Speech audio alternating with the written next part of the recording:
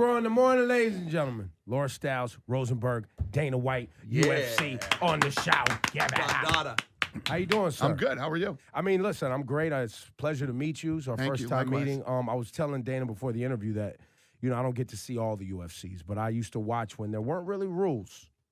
It wasn't the early days. He was explaining to me which fight it was. I was telling him the fight. It was this little white dude and this big fat dude was fighting. And the little white dude was fucking this huge fat dude I remember up. this fight too. And he was hitting him with his broken hand, like while he was on top. His hand was just busted. Do you remember this fight? Keith Hackney and Emmanuel Yarbrough. What year is Yarbrough, this? yes. God, it had to be 93. Sheesh. The beginning, 1993. the way beginning. And this was UFC at this time. It was definitely UFC. But it was how early in the creation of the whole thing for you? Yeah, it was the beginning. It wasn't for what we weren't involved in it yet. And I remember at that time I was living in Boston, and you guys were probably the same as me. There was this buzz about there's going to be this fight with no rules, no judges, no time limits, and I'm like, there's no way this is going to go down. It's impossible for this to happen, and it happened, and it changed the world. I mean, that first fight, that first UFC fight. Since then, martial arts has evolved more in the last, just since we bought the sport. I mean, in the last 15 years than it has in the last 2,000 years. I mean, there was always, people always wondered what would happen if a style fought another, if a boxer fought a wrestler, if a karate guy fought a kung fu guy, and it was always just speculation until the first UFC. Well, and it also, too, and correct me if I'm wrong, but being mixed martial arts was kind of frowned on. Like, if you had a discipline, that was your discipline. There were people who had multiple disciplines. Right. But having a mixed discipline, it was bad. like, well, then you're not good at anything. You're just... Right. Well, mixing them was bad. Listen, the original martial arts were created to make money. Right. I mean, so karate would always say their style was the best, and kung fu, their style was the best, and the list goes on and on. And really, the father of mixed martial arts was Bruce Lee, who used to say, no one style is the best. You need to have a little piece of everything. And he was frowned on for that. Yeah, big time. And so it was never really proven until the first martial arts. And the reality is mixed martial arts is the best style. You have to have a little piece of everything. And that's when the sport was really born. People, when Gracie... was going in there and submitting everybody. People realized they needed to learn some submission jiu-jitsu, holds, right? Yeah. And then he needed to learn some stand-up, and everybody needs some wrestling. So it was, like I said, martial arts has evolved more since 1993 than it has in 2,000 years. What year did you come in? I came in 2001. So it was already, what number was it up to? 30. Our first UFC was UFC 30. And because it's so funny because, I watched the first one, and it was so exciting at the time, but then quickly you realized the rules set up, the way things were, the matches were horrible. You ended up having a lot of bad matches. Well, what happened is that when everybody came out with their one style, it was awesome. I mean, it was crazy exciting, like Hackney and Yarbrough, no weight classes, everything else, the fights were nuts. Then when everybody started to learn a little ground and, you got these stalemates. Now there's no time limits. So you're watching these two guys lay on the ground for 40 minutes, right? With absolutely no action whatsoever. And it just, when you start getting up to UFC 7, 8, 9, just started to plunge. Got it. When did you guys implement, because I specifically remember there was a transition there because you could keep a guy on the ground for, like you said, no time limits. Now, for entertainment value, you guys have said, listen, once you get to a stalemate on the ground, you make them stand up and reset again. When did you guys? That's fairly recent. Yeah, that's what we really pushed is when we bought the company in 2001. Is we started to go into all the state athletic commissions to sanction the sport, and we had a lot of guys who were involved in creating the rules, so that it would be. You'd have 5-minute rounds for a title fight, 3 5-minute rounds for a regular fight, and to keep the action going and keep it fast paced. Now, speaking of fast paced, I got to throw a bunch of things at this guy while I have him here because there's so much. We didn't think we would get an opportunity with you because UFC's been lovely to our program and our radio But station. this is the man right here. We didn't know we would get here. Well, no, listen, of course they're here because in November, all the big announcements are going down this week for the first time ever. UFC, Madison Square Garden. It's going to be a huge, huge deal. I know over the weekend you added Miesha Tate to the card as well. Yep. It's going to be a pretty stacked day. Miesha Tate and Raquel Pennington, who has had 4 straight wins. It's going to be a fun fight. But there's so much has been going on with UFC recently. First of all, when we had him on the K show, I mean, talk about a guy who's a businessman and a straight liar, a straight worker. We asked him, we're like, is anyone going to buy the UFC? He was like, oh, the numbers they're throwing out are laughable. It was the number you got. That was the number that you got. It made him laugh with joy. Oh, yes. When you told us that, were you working us, or were you really that surprised when the numbers came in the way they did? I was telling him before you guys walked in, multiple people have taken runs at us over the last, 15 years. The first offer we ever got was for $1.3 billion, which was back in like 2009. And,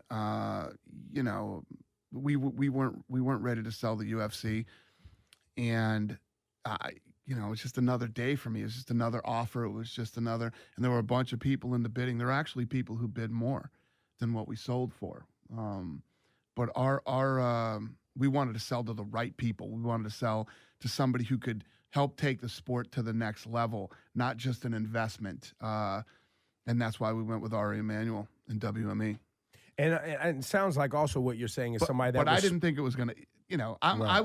We're working. We're doing our thing. We got the Conor Diaz fight coming up, and we just got done with UFC 200.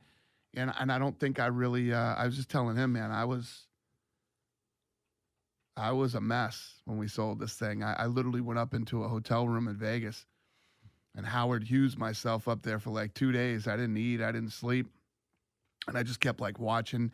Because this thing was all over the TV. It was the biggest sports deal in the history of sports.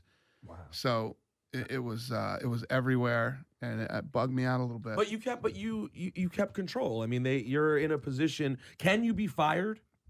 Could they technically at some point say, "Screw Dana White, you're done"? I don't know what I'd have to do to get fired. Really have to. I don't know. But it's one of those corporate situations that I'm sure for, like, if you started going stark, mad, crazy and running the business into the ground, I'm sure they could vote him off. Definitely. They protect their investment. So is that the hard part, though, knowing that there were other people there who had this much control of your baby? No, not at all. I actually work really well with these guys.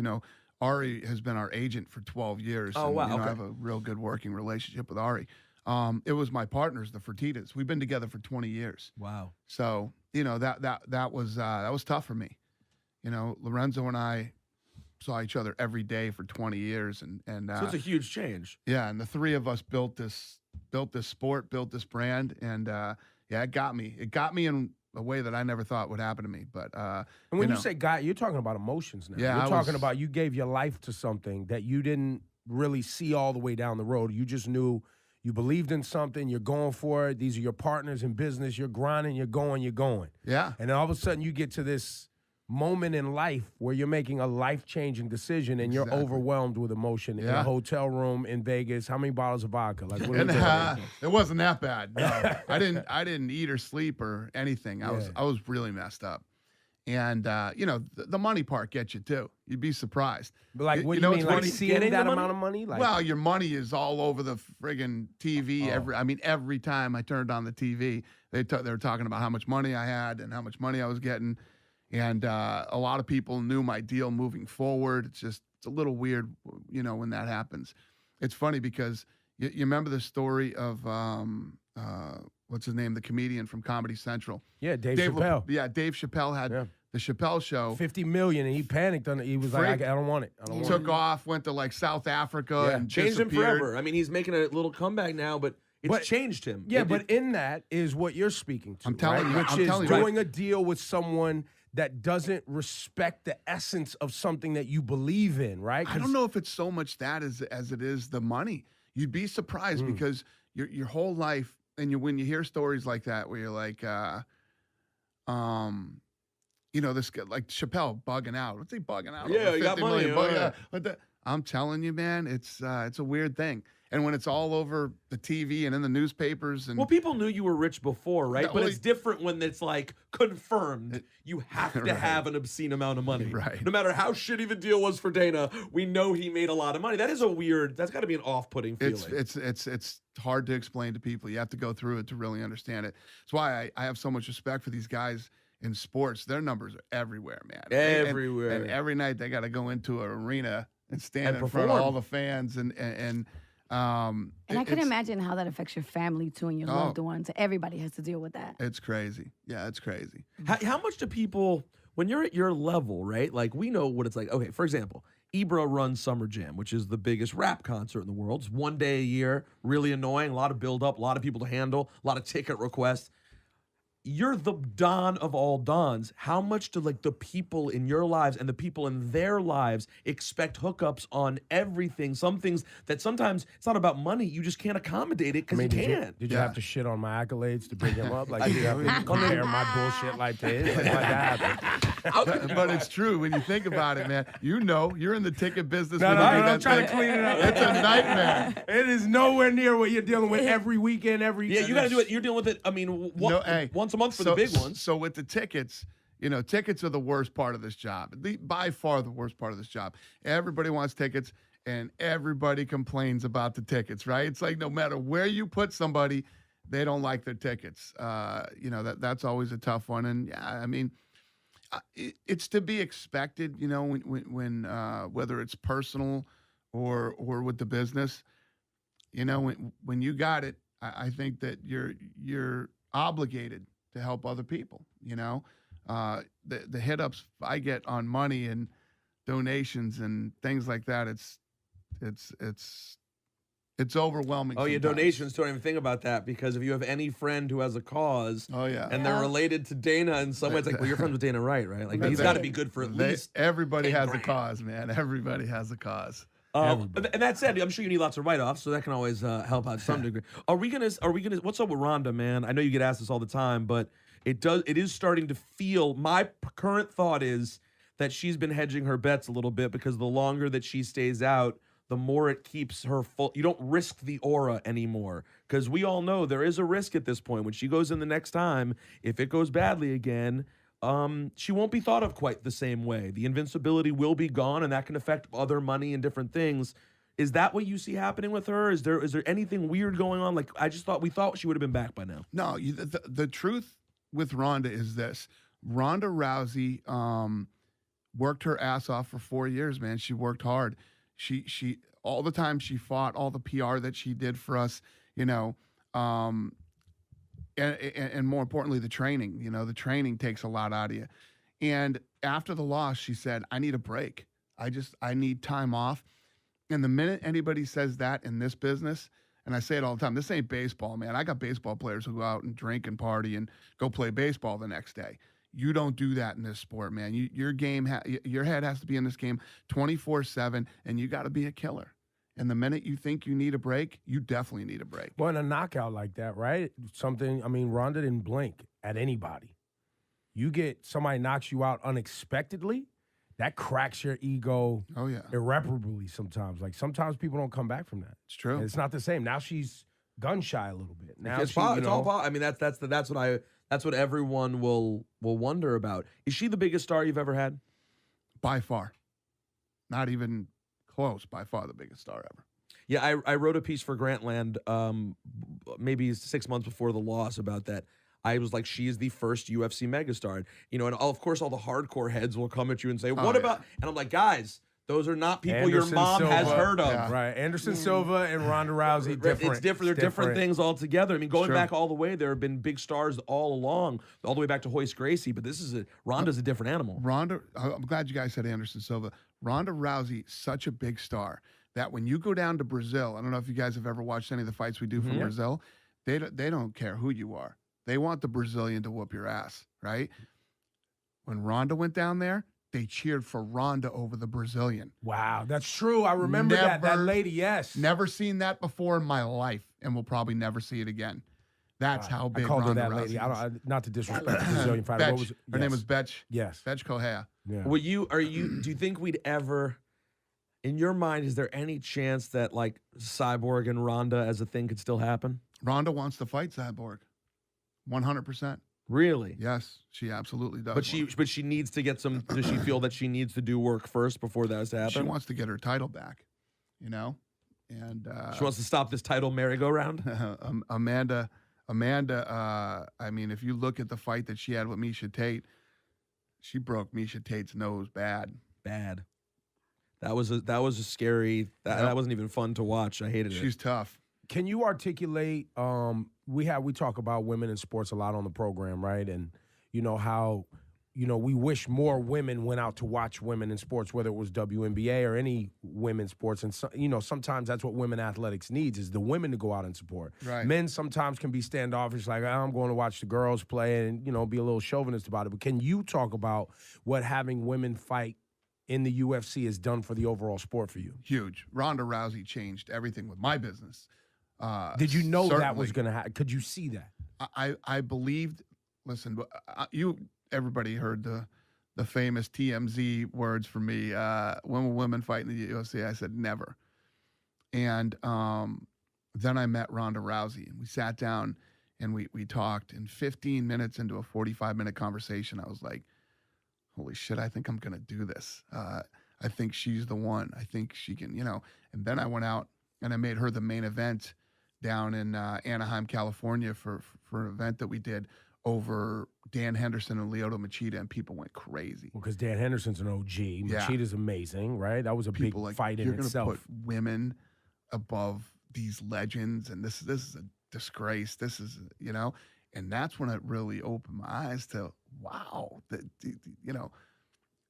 when you always talk about, women not getting equal pay, women not getting equal rights, women not getting, that was when I was like, holy shit, I didn't expect this, but fuck them. And was it the pushback you didn't expect? You didn't expect that amount of talk about it? Yeah, I didn't expect that kind of negativity.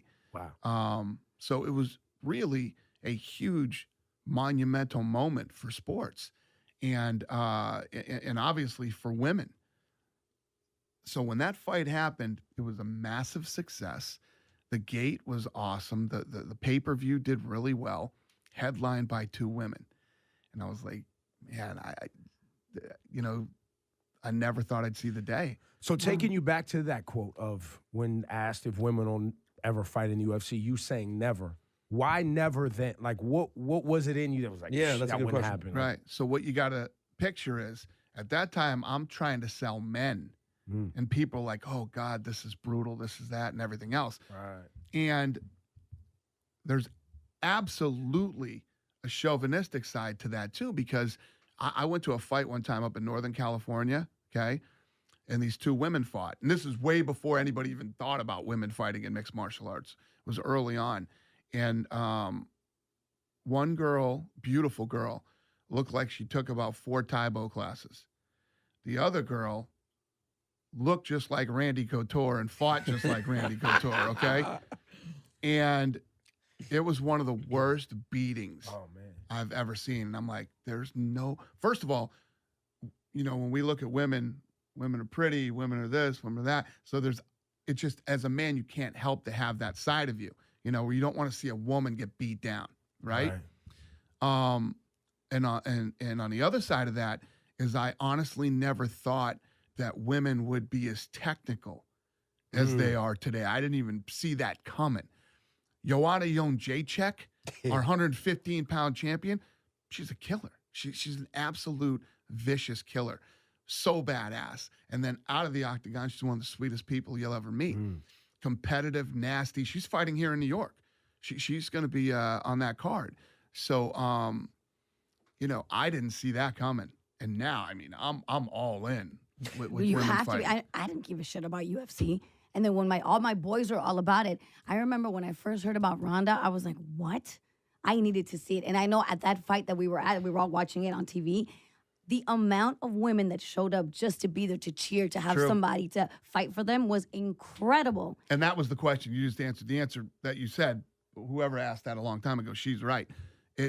Ronda opened the floodgates. Not just other female athletes were showing up. female actresses and Demi Lovato Right. and the list goes on and on of these women that came out to support women. Well, Pretty cool. And Lauren, maybe you could speak to this. Is there something to the component that Ronda is also fucking hot, right? And she's badass all at the same time. I think there's something in there, right? Or Well, no? it could be because like he said at the beginning, he's like, as a man, I look at women like, oh, they're beautiful. I don't really want to see a woman. But get I mean, beat for down. even for other women, you show up to watch a fight, and both the women in there look like Randy Couture, and you know, It might have a different effect. You guys may not feel as connected, or does it feel as beautiful? I don't know. No. But the thing about Ronda was that she could play both sides. You know what I mean? As a woman, like when you look at her, like when I see her in like movies and stuff, and then when you see her on the covers, where she looks gorgeous. But at the end, I bet you she was underestimated her whole life. She comes in and she's a beast. And I think that's what we celebrate because a lot of times that's what happens with a lot of women. They look at you like delicate and that you're not capable of doing X, Y, and Z. Let me tell you what. I'm going to tell you there's this thing with the human psyche, and it's absolutely real and dead on. When you have somebody who looks like you, talks like you talk, and comes from where you come from, and they're one of the baddest people in the world, you rally around that, you know? Look at Manny Pacquiao. Yep. Look at Conor McGregor, you know? Ronda Rousey with women. And you look at all the different studs from different parts around the world. It's always just true. a fact. It's true. Are you still in contact with Vince McMahon ever? Yeah. I still talk to Vince. What do you guys talk about when you talk to Vince? Nothing but business. Really? No, he's not a shoot the shit kind of guy. Yeah, not at all. But you No. kind of seem like you can be, even as busy as you are. You kind of can be a shoot the shit kind of guy. No. Yeah, I can shoot the shit. But Vince isn't that guy. he gets right to it. Oh yeah, Vince is all business. You know, I got a lot of respect for Vince. If you look at a guy, I'll tell you what. You know, after this deal was done, Rob Dyrdek called me up and he says to me, "I got to ask you a question. How do you keep running the race when you already won the race?" He goes, "I want to know how you strap your shoes on every day and go to work after doing this deal. It's just fascinating to me." And I told him, I said, well, number one, I love what I do. And I couldn't even imagine retiring at my age. You know what I mean?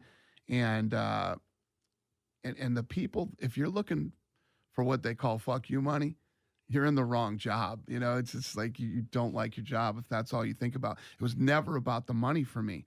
Ever since I was a kid, I wanted to be in the fight game. And Vince, think about Vince and all he's accomplished.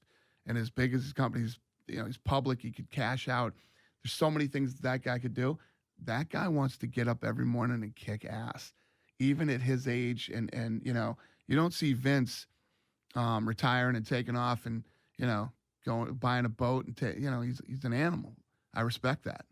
And you guys have managed now to have, somewhat surprisingly, I would say, you guys are both have big egos, and at some points you are a competitive business. Yet you've managed to work together repeatedly, and you're probably not done working together. I mean, do you guys specifically negotiate the Brock deals yourselves? Is it you and Vince who talk those things through? Well, last time with the Brock deal, I worked with Stephanie and Triple H. And sometimes Vince directly. Do you think there's a chance? Yeah. No, I've talked to Vince a lot. Let me tell you what, like I said, Vince isn't a shoot the shit kind of guy. He's not and he's always been kind of standoffish with us. He wanted to fight you at some point. Oh yeah, he wanted to fight me. He wanted me to come in. He said, "I'll fight you either in the WWE or we'll do it in the UFC." Vince is 70-something years old. Okay, this is 20 years. What 20 years? 25 years? Be honest with me right now. In the back of your mind, you at first was like, "What the fuck?" Then secondly, you was like, "Yo, he might kick my ass." No, I started laughing. I said, "He's crazy, man." No disrespect to him. I just told you guys I respect him immensely. Listen, if I can't beat a 70-something-year-old dude, I don't care how big you are, how whatever you are. I'm 47, okay? And I don't feel like I felt when I was 37. So I can imagine how I'm going to feel when I'm 70-something. You know, Vince, but for a 70-year-old man to fix his lips to say he will kick your ass, you have to take it serious. He's an animal. That's what I'm saying. He's an animal, man. You don't want that problem. I respect it. Yeah. Well, that's the other thing too. If you get your ass whooped by a 70-something, no, if you got to work to finish it, you gotta if you got to go 5 rounds, they're gonna win or lose. You lost. No, but that's his mindset. That's the type of guy that guy is. You think you'll have to make a deal one day for Conor over there? I don't know, man. The thing is about Conor is Conor is all about fighting, man. He's the real deal. How good, by the way. I say, God, he's jacked. Even just a light tricep touch, he's jacked. Sorry. Yo, chill out, B. Sorry. I was getting excited. Yeah, man. I was watching that night Touching the guests. in Brooklyn. Touch the merchandise. It was a WWE weekend, so I watched NXT, and then everyone goes to a bar in Brooklyn to watch the Conor Diaz Part 2. And I'm very hyperbolic, but I enjoy it about UFC because I still believe we are relatively in the early days, right? So it's interesting to me to be a fan of a sport in the early days of that sport.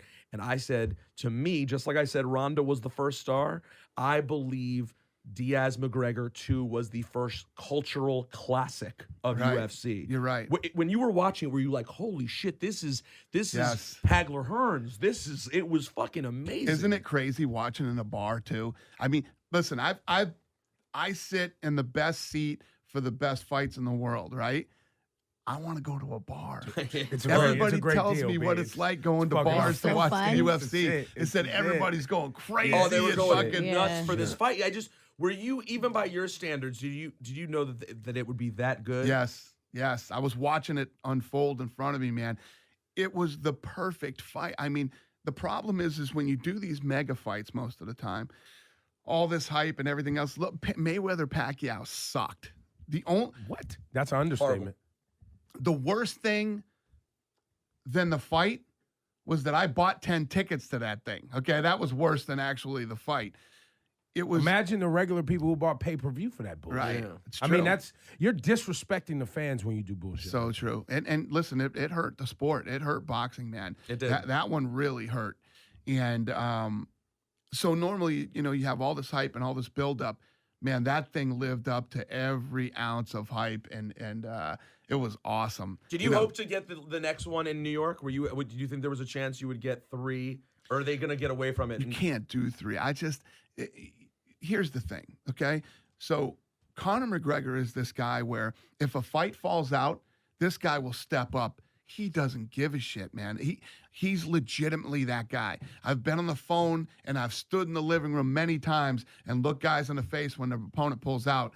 Nobody faces that adversity the way that Conor McGregor does. It's awesome, and it makes me respect him very much. So that's why I give this guy way more rope than I give anybody else. I was going to take you into this conversation. Oh, I we'll do. Come back It's to that in a minute. fact. I do. I felt like he kind of disrespected the boss a couple of times. I want to know what the boss has to say about Conor can say whatever the hell he wants to, man. The guy steps up on 4 days' notice. All right. He can say whatever and he he delivers wants. the buys too. I mean, he's a big part of that. Listen, he's awesome, man. At the end of the day, it's not about whether you did. We're in a fight game, man. That's right. Who really wants to fight? That dude wants to fight. I promise you. So he ends up saying, "Let's do this Nate Diaz thing." Dude, he's 2 weight classes heavier than you, and he doesn't care. So we do the fight. Conor has to try to weigh 168, right? When they're weighing in at 170. The night of the fight, Diaz comes in at 190, right? Now, Conor McGregor is a 45, 55-pound guy. And if you look at the wars he's had with Diaz, you can only have so many of those wars in your career, man. And it doesn't make sense. That's why we have weight classes. It ended up being an amazing fight, but you don't want to keep doing that. So, but there will be one more, though, right? I don't know. How? Come on, we can't leave. Can you even leave us? You can't leave it 1-1. 1-1's good, man. I mean, they shouldn't have fought in the first place. You know what I mean? I know, but like for this to be part of lore, the public will eventually force the hand on this fight. I don't care what you say. We'll see what happens. And You don't believe him because he's already lied to you one time. No. Boldface lied to you one time. Yeah, boldface. He's a gamer. This is what he does. Now let's try you on the other toughest issue of the day. And I know you've been getting this for a year, but here we are, just 6 weeks out, and your friend and someone you've done business with, maybe friends a little extra, could be president of the United States. Oh, yeah, that's right. You're a Trump guy. Yeah. He is. You said your support for Trump. When I talked to you the first time, I got a sense that I didn't think you were truly enthused by his politics, but that you were supporting your friend. Since then, he has said some crazy shit. There's a lot of shit that's gone on. Where do you stand right now, 6 weeks out? Yeah, I'm a Trump guy. Dude, I spoke at the Republican National Convention. I mean, I don't think you're right. You could be right. any bigger of a Trump guy. supporter than that. You know, I don't believe in everything that Trump believes, and I definitely don't believe in everything that Hillary believes. I mean, anytime I'm one of these guys, I'm not a Democrat or a Republican. I'm always for who I believe is the best man or a woman. And I have a long history with Trump. I have a very good relationship with him. Which is even weird, is even more so now. The guy calls me all the time. And, you know, he's never been anything but solid with me. And the Trump that I know, sitting back here backstage without the cameras on, if that guy would come out that's what I was just about to ask you. That's the thing. There are things that the reason I won't vote for him is because I don't like to feel like you're going to just do your reality show shtick as you're running for the highest office in our land. I think I take our country too serious, right? Right. Or not too serious, but very serious. No, yeah. That's right. And my expectation, whether I like politicians or not, is that a certain level of decorum. That you got to have, if you're going to be a world leader, not an entertainer, right? Like, I don't want rappers running for president either. I'm not like one of these Kanye 2020 guys either. Like, I'm not that either. Like, this is real shit we're talking about. That's the part I don't like. I feel like you're toying with something that is very fragile, yet very, very important, and a representation of all of us. And I'm not really for the. I don't know. Well, Trump personally, it sounds like. But I feel like you're doing clown shit when you're up there. Like, you're playing around. Have you said that to him? Have you ever said, like, why don't I see the version of you that I know? I say it all. I mean, I literally, a month ago, maybe it was a few weeks ago, a month ago, he was in Vegas.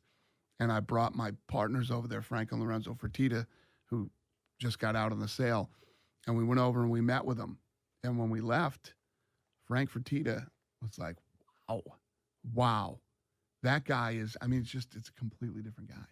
It's a completely different guy when you're one-on-one with him, you know, and no cameras and no people around. Super intelligent, you know, very, very good guy. You know, Trump's, you know, it's funny. I went to dinner with Chris Weidman last night, and we were talking about all this stuff. I don't know if there's ever been, you know, a political race that has people more angry.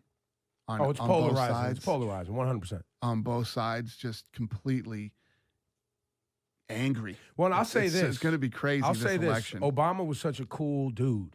Yep. Like, all the way around cool dude. Whether you're a Republican, Democrat, you knew this guy's a cool character. Right. Like, people love him, right? Sure. Wherever you are.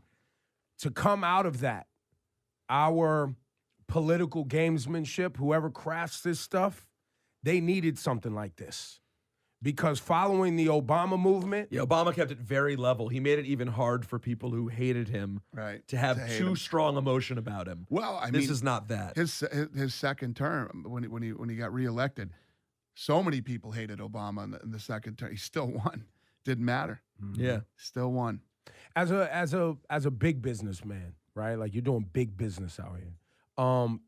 Your support for Trump obviously has some of your own self-interest in it, yes? Like, you, not in a, like, you're going to get tax breaks or anything like that, but in the sense of, like, you as running a corporation, you see something in supporting him that's going to allow you to provide more jobs? It really does. I'm not that corporate guy that's looking at the election, like, because if I really look at it, obviously I'm all about capitalism. I'm definitely about building businesses, free enterprise, absolutely, all that stuff.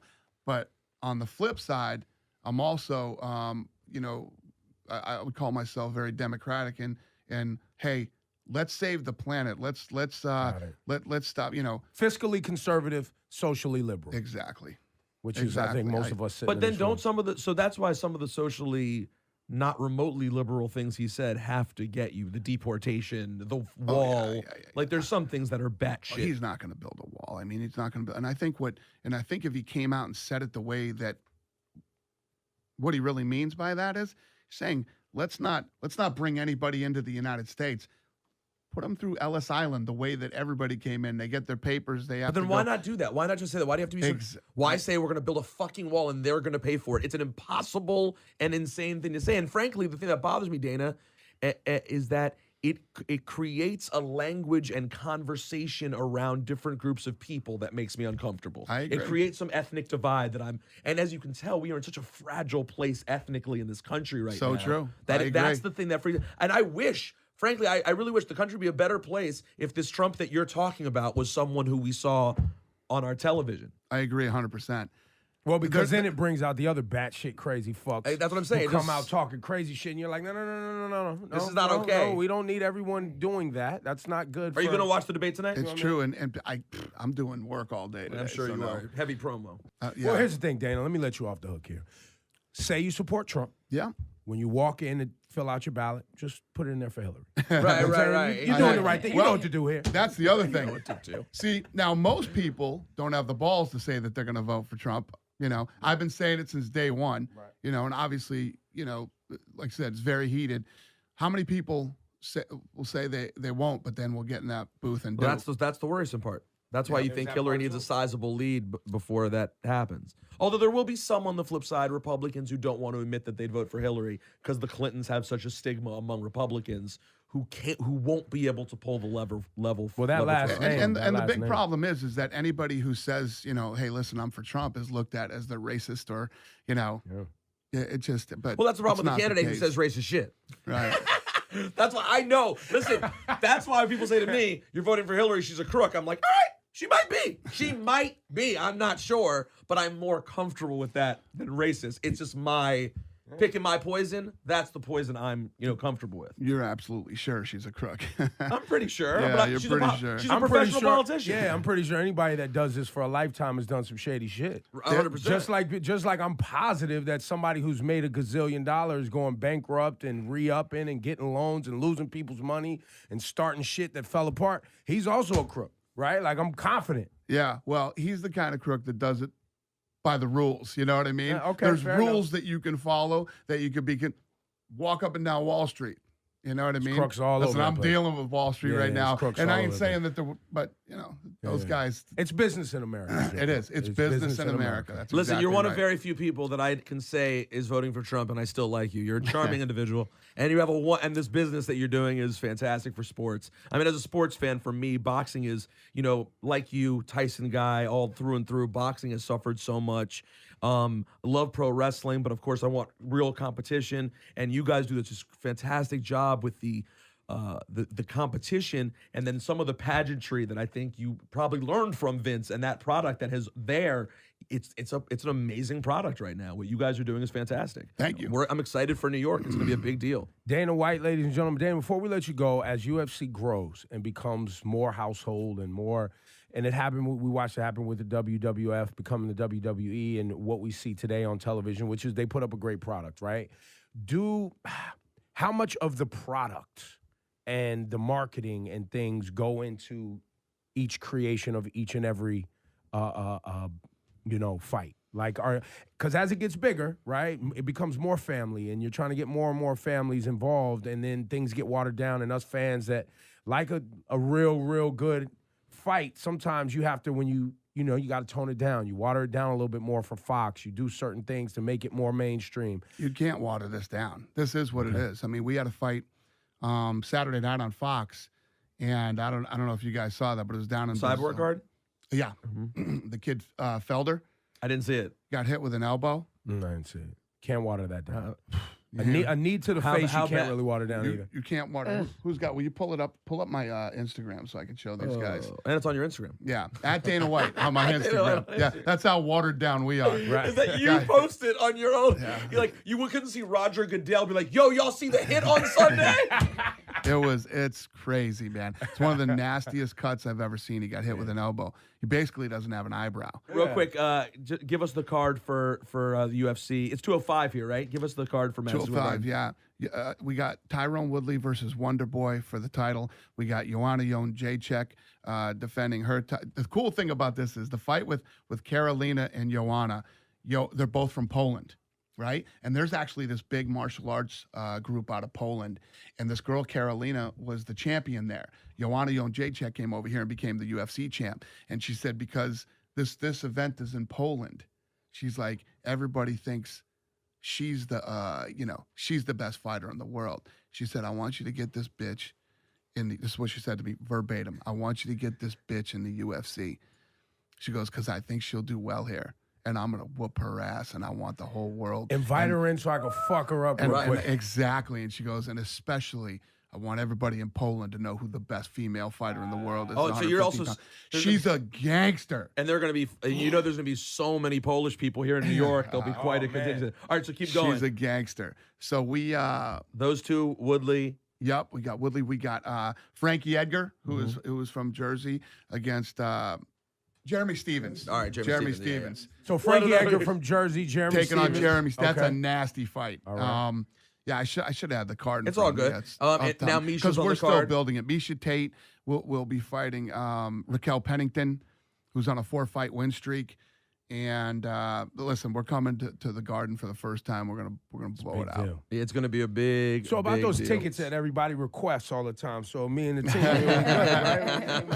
we're moving through. Listen, I'd love to have you guys down there, man. We'll be there. We'll be there for sure. Even if we're in the rafters, we'll be there. Don't worry about it. I'll be at the bar. It'll be fine. We'll be there. No, looking forward to it. Bones Jones, who's had some serious ups and downs in his career. Where's the relationship right now for Bones and you guys? Yeah, he's in a weird place right now. He's got to get in front of the Nevada State Athletic Commission, and we'll see what they end up ruling on him, and we'll go from there. It's really out of your hands, right? Yeah. It's at this point, right? Yep.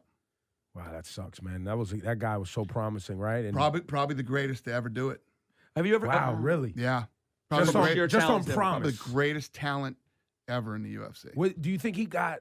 It was too much too soon? It was Yeah. one of those scenarios as a young man, he definitely went through that. Not even the pressure, the money and it's all the things it's the classic tragic story that you see in all sports, young guy, good-looking guy, talented guy who ends up making a ton of money and just making a lot of wrong.